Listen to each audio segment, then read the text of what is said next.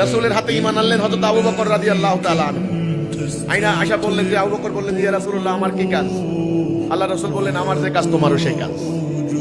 কথা পরিষ্কার? তাহলে রাসূল সারা জীবন কি কাজ করেছেন? আল্লাহর দ্বীনটাকে কায়েম করেছেন, তাই না? আল্লাহর এই দ্বীনটাকে কায়েম করেছেন। আরব সমাজটা কি ছিল আপনারা জানেন না? আরব সমাজে হানাহানি হইতো, গোত্রে গোত্রে মারামারি করতো, ক্লিয়ার? নারীদের কোনো সম্মান ছিল না, সুদ ছিল, ঘুষ ছিল, অভাব দারিদ্র ছিল, অশ্লীলতা বেহায়াপনা ছিল, আদালতে কোনো বিচার হইতো না, ডাকাতি চুরি নিত্যদিনের ঘটনা আজকে সমাজে দাও। এই সমাজ আল্লাহ রাসূল পরিবর্তন করে আলোকিত সমাজ করলেন কি দিয়া?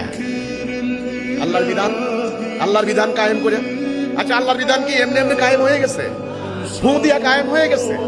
সবার সেমিনার করছেন, রাসূল দাঁড়াইয়া বক্তৃতা দিচ্ছেন, সবাই মিলা নিয়ে নিছে, তাই নাকি?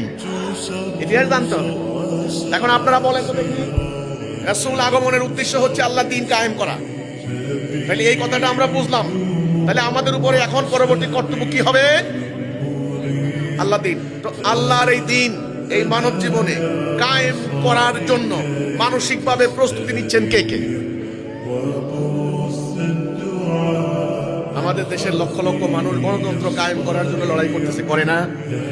সমাজতন্ত্র কায়েম করার জন্য করতেছে, করে না?